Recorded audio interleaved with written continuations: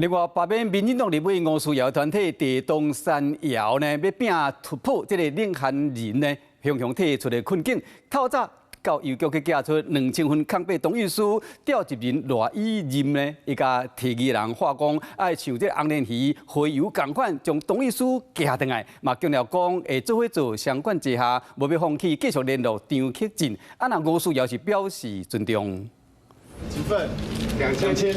999一大市挂会批，全部第一要换带头者的书面同意书。北面民进党立委吴思瑶的那赢青联军推动三分二的回邮计划，不过第一阶段连续4108位提起前，未得到2054位同意，时间真赶表，阁有爱考虑的所在，所以先寄出2000份。我们的第一阶段的提议人呢，在收到之后呢，都可以像鲑鱼一样，让我们这个同意书在第一时间赶快寄回来我们的总部啊。另外呢，我们的总部也欢迎第一阶段的提议人随时都可以来到总部签我们的同意书啊。二阶呢持续进行，联署的情况非常踊跃啊，我相信可能现在都超过了大概接近2万份左右了。我们需要一鼓作气，在6月8号之前呢，完成2阶的联署，并且送件。时间的过程紧，会烧卡后底，带头者张克进雄雄提出，即马罢免团体爱摕到2054份书面同意书，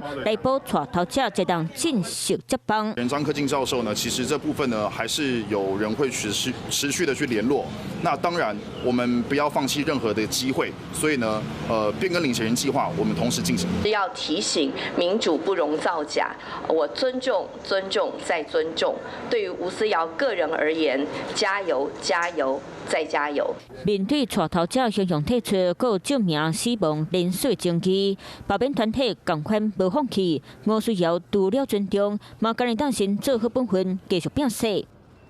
Hello， 我是郑雅芳。想要抢先掌握最及时的新闻资讯吗？赶快订阅、按赞、开启小铃铛，锁定华视新闻 YouTube 频道。